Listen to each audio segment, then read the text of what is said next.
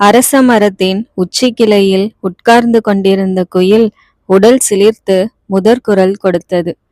காவிரியில் உள்ள வாளை மீன்கள் துள்ளி சிறிது தூரம் எதிர்நீச்சல் போட்டுவிட்டு பிறகு மல்லாந்து புரண்டு ஆற்றோடு போயின. கரையோர தென்னைகளில் குறுகி அமர்ந்திருந்த நாரைகள் இந்த துள்ளலை கவனித்து கொண்டன. நீர்வரத்து அதிகரிப்பதை உணர்ந்து கொண்டன. குயில் மறுமுறை கூவும் போது கிருஷ்ணன் ராமனான பிரம்மராயருக்கு விழிப்பு ஏற்பட்டது. மனம் விழித்து கொண்டாலும் கண் விழிக்காது அவர் வெறுமே படுத்திருந்தார். புத்தி இன்னும் தெளிவாகட்டும் என்று காத்திருந்தார். வெகு அமைதியாய் விழித்து கொண்ட மனதால் உலகை உணர துவங்கினார். அன்றைக்கு செய்ய வேண்டிய கடமைகள் ஒவ்வொன்றாய் அவருக்கு ஞாபகம் வந்தன. எழுந்து உட்கார்ந்தார். 2 கைகளையும் பரபரவென்று தேய்த்து முகத்திற்கு எதிரே விரித்தார். தலைக்கு பின் இருந்த ஒற்றை அகல்விளக்கு வெளிச்சத்தில் உள்ளங்கை ரேகைகள் தெளிவாய் தெரிந்தன. ரேகையை பார்த்த நேரம் மனதில் சிலவை தோன்றும். எந்த காரணமும் இன்றி சில விஷயங்கள் தோன்றும். அன்று அப்போது கடும் மழை என்று தோன்றியது. காவிரியில் வெள்ளம் என்கிற எண்ணம் வந்தது. தடுப்புக்கு 1000 பேர் என்று சிந்தனை ஓடியிற்று. பணந்துண்டங்கள் 16,000 என்று ஓலை நறுக்கு எழுதுவதாய் ஓர் எண்ணம் வந்தது. அவர் கைகளால் முகத்தை துடைத்து கொண்டார். வலப்பக்கம் திரும்பி வெள்ளி சோம்பில் நிறைந்திருந்த காவேரி ஜலத்தை வேகமாக குடித்தார். அவருடைய பெரிய வயிறு சிறிதாய் சப்தமிட்டது. காற்று அவரை மீறி ஏப்பமாய் வெளியே வந்தது. நீர் குடித்த சில்லிப்பால் வீட்டின் பின்புறம் போக வேண்டும் என்ற எண்ணம் எழுந்தது. அவர் எழுந்து நின்றார். வேட்டியை உதறி மார்பு வரை கட்டி கொண்டார். மார்பு வரை கட்டிய வேட்டி முழங்கால் வரை தொங்கியது. பின் குடுமி அவிழ்ந்து சிகை நடுமுதுகை எட்டியது. பிரம்மராயர் ஆஜானுபாகுவானவர். வெட்டிய வாழை மரம் போன்ற கனத்த கைகளை உடையவர். பெருத்த கால்களை உடையவர். வட்ட முகமும் கூரிய நாசியையும் கொண்டவர். முகவாயில் சின்ன குழி இருக்கும். அவர் கை விரல்கள் மிக நளினமாய் அசையும். காது மடல்கள் எட்டி அவர் முகம் பார்க்கும். மெல்லிய புருவம், பரந்த நெற்றி, வழவழப்பான உடம்பு. அவரை பார்த்தால் சொகுசான வணிகர் போலத்தான் தோன்றும். ஆனால் பிரம்மராயர் சொகுசானவர் அல்ல. அவரை போல உழைப்பதற்கு அந்த சோழ மண்டலத்தில் ஆளே இல்லை. அவர் உழைப்பதால்தான் சோழ மன்னனும் மக்களும் நிம்மதியாய் உறங்குகிறார்கள். காவிரியில் வெள்ளம் பற்றி யாரும் யோசிக்காத நேரத்தில் அவர் யோசிக்க துவங்கினார். மீன்களுக்கும் நாரைகளுக்கும் கூட நீர்வரத்தின் அதிகரிப்பு பற்றி புரியவில்லை. ஆனால் அவருக்கு புரிந்தது. வக்கிரமடைந்த சனி புரட்டாசி மாதம் கிருஷ்ணபட்சம் சப்தமி அன்று உத்திர நட்சத்திரத்தை விட்டு இடம்பெயர்கிறார். உத்திரத்திற்கு பிறகு ஹஸ்தம். ஹஸ்தம் நீரோடு சம்பந்தப்பட்ட நட்சத்திரம். ஹஸ்த நட்சத்திரம் அதிவிருஷ்டி, அனாவிருஷ்டி என்ற 2 இடத்துக்கு பாயும் தன்மையுடையது. இந்த மாதம் வளர்பிறை வடகோடு உயர்ந்திருந்தது. எனவே ஹஸ்தம் அதிவிருஷ்டியாகும். இதனால் பருவமழை அதிகரிக்கும். மேற்கே கடுமழை பெய்யக்கூடும். மேற்கே மழை பெய்தால் குடகு தேசத்து மலைகளில் விழுந்து கொங்கு நாட்டிற்குள் நுழைந்து திரிசீராபுரத்தின் வழியாய் கல்லணையை நிரப்பி தஞ்சைக்குள் புகுந்துவிடும். தஞ்சையில் மழை வந்தால் வெள்ளம் கட்டுப்படுத்த முடியாது போய்விடும். வெறுமே வேடிக்கை பார்க்கும்படி நேர்ந்துவிடும். அப்படி பல முறை நேர்ந்திருக்கிறது. இம்முறை வெள்ள சேதம் ஏற்படாமல் தடுக்க வேண்டும். அவர் பின்பக்கம் போய் நின்று வானம் பார்த்தார். மெல்லிய மேகங்கள் வேகமாய் நகர்ந்து கொண்டிருந்தன. காற்றில் குளிர் தெரிந்தது. மேகத்தின் விரைவு அவருக்கு மழை வருகையை சொல்லியது. கிழக்கே வெப்பம் அதிகமாகி சூடு தாங்காமல் காற்று விலகி பல மைல் பரப்பளவுள்ள பெரிய வளையம் ஏற்பட்டிருக்க வேண்டும். அந்த வளையத்திற்குள் மறுபடி காற்று நுழையும் போது சுற்றியுள்ள காற்றுகள் இடம் மாறுகின்றன. இந்த இடமாற்றத்திற்கு பெயர்தான் புயல். வடகிழக்கே கடலுக்கு மேலே காற்று ஓட்டை விழுந்து தென்மேற்கு பருவ காற்று வேகமாய் நகர இலங்கையை தாண்டி சென்ற பருவ காற்று திசை திரும்பி மறுபடியும் சோழக்கரையை கடுமையாக தாக்கும். புகாரை இடித்து தஞ்சையில் மோதும். மேற்கிலிருந்து வெள்ளம், கிழக்கிலிருந்து காற்று, நடுவே மழை. மறுபடியும் சோழ தேசம் நிமிர 2 வருடங்களாகி விடும். சில சமயம் அரண்மனை மாடங்களையே உருட்டி போடுகின்ற இந்த காற்று வேளாளர் வீடுகளையும் பரதவர் குடிசைகளையும் பந்தாடும். இயற்கை சீறினால் ஜனங்கள் அரசரிடம்தான் வந்து நிற்பார்கள். ஆனால் சோழ தேசத்து மக்கள் நாகரிகமானவர்கள்.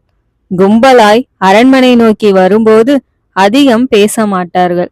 மகிழ்ச்சியான விஷயங்களை உரத்து கத்தி தலைகால் புரியாமல் ஆடுகிற சோழ தேசத்து மக்கள் துன்பம் வரும்போது மௌனமாகி விடுவார்கள். உதவி கேட்க கூச்சப்படுவார்கள். என்ன உதவி, எவ்வளவு உதவி என்றால் கடைசி வரை வாய் திறக்கவே மாட்டார்கள். அதட்டினால் பதிலுக்கு அதட்டுவார்கள். ஏற்கனவே நாங்க வெக்கம் கெட்டு இடுப்பு துணியோட கட்டின பொண்டாட்டியோட கையேந்தி நிக்கோம். வெந்த புண்ணுல எதுக்கு வேலை பாய்ச்சதீரு? என்ன கொடுத்தாலும் சம்மதந்தான்.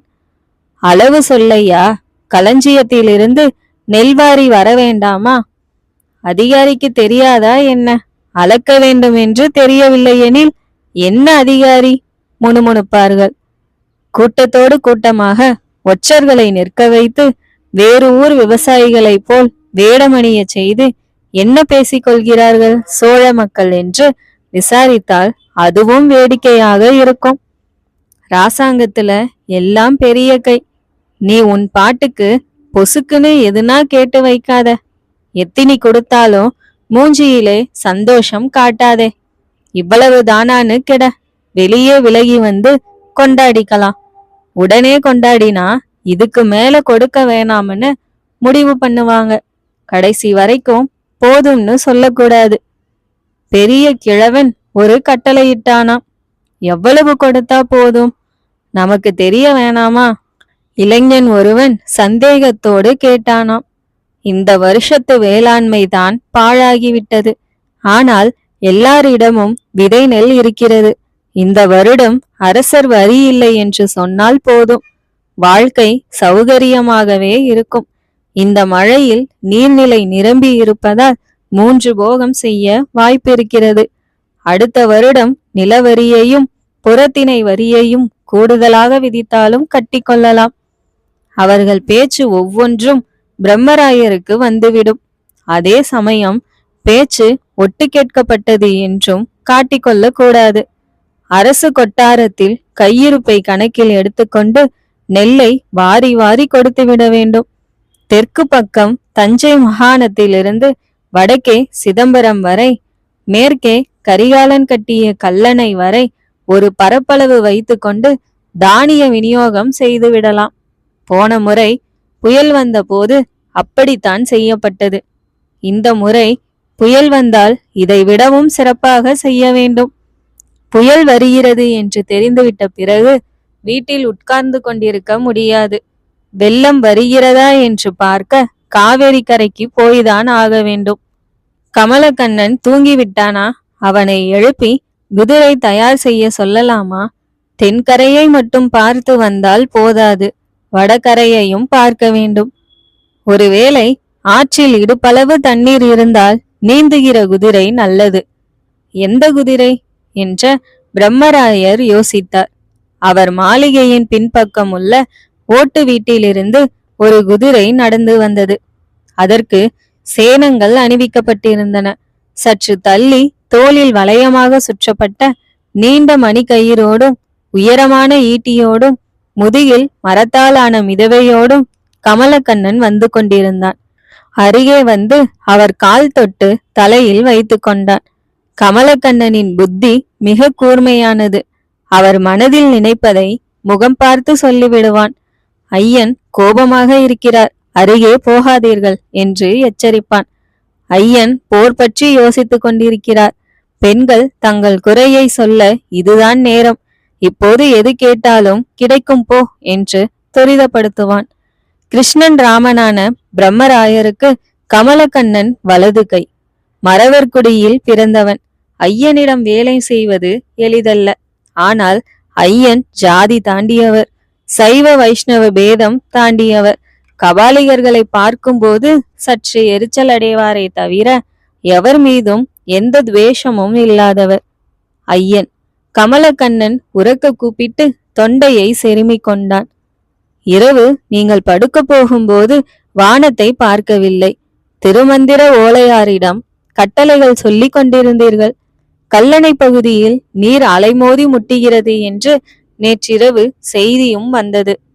திருக்காட்டுப்பள்ளி கிராம அதிகாரிகள் ஒன்று கூடி பாசன வாய்க்காலில் தண்ணீர் திறந்துவிட நேற்று காலையே உத்தரவு விட்டு விட்டார்கள்.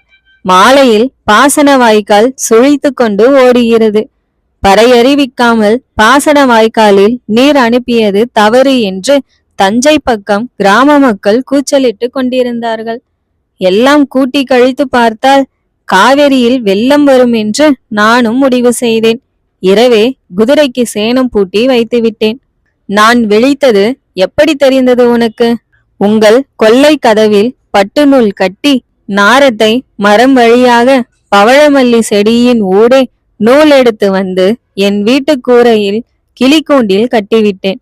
நீங்கள் கதவு திறந்ததும் கிளிக்கூண்டு ஆடி கிளிகள் சலசலத்தன. விழித்து கொண்டு விட்டேன். நீங்கள் வெளியே வந்தீர்கள். நான் தயாராகி விட்டேன். கமலக்கண்ணா, உன்னை போல் ஒற்றன் தமிழ்நாட்டில் யாருமே இல்லை. எனக்கே ஆள் வைத்து வேவு பார்த்தாலும் பார்ப்பாய். பிரம்மராயர் சிரித்தபடி சொன்னார்.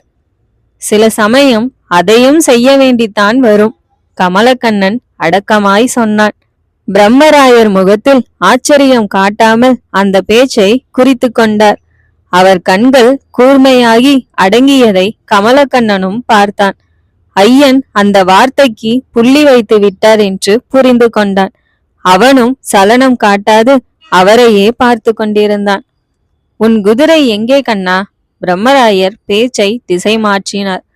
அதை தொந்தரவு செய்ய விரும்பவில்லை. நேற்று பகலெல்லாம் அது வேண்டிய மட்டும் வேலை செய்திருக்கிறது. இப்பொழுதும் விரட்டினால் நாளை சுருண்டுவிடும்.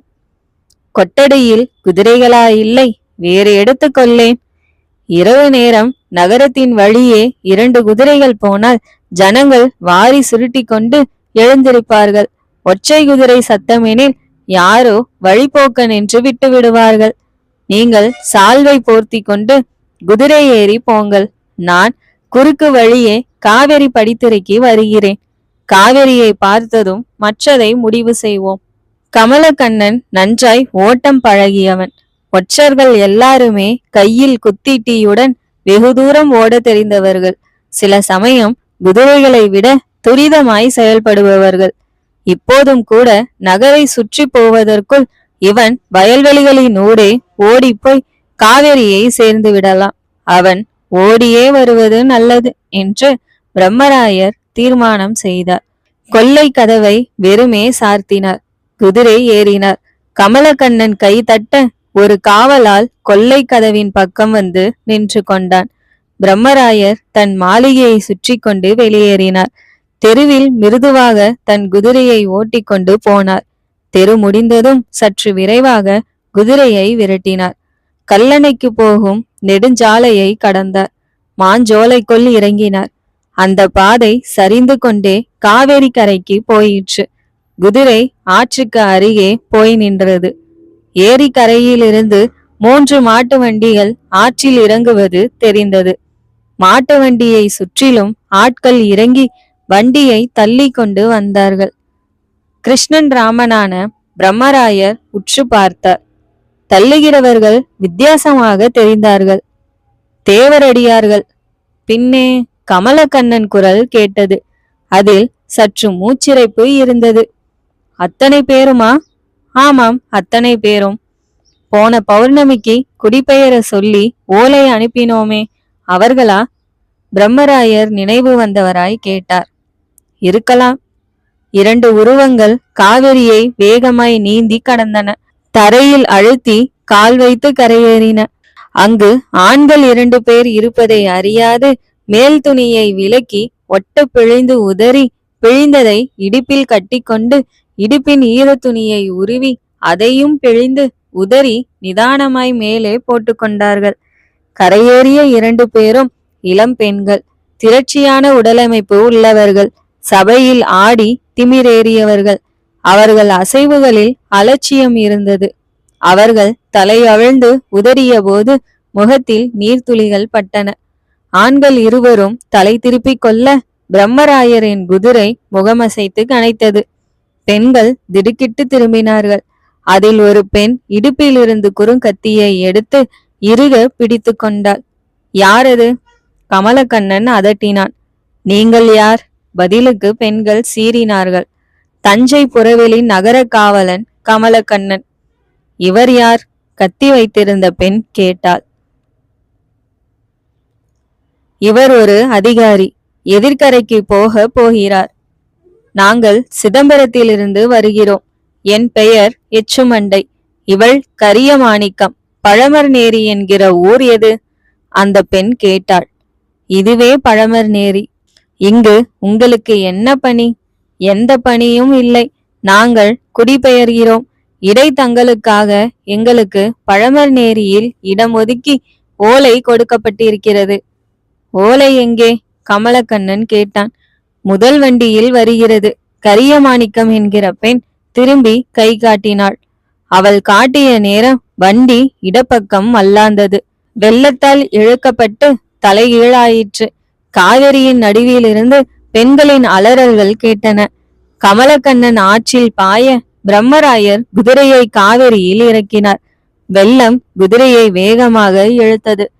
பிரம்மராயர் கவலையானார்.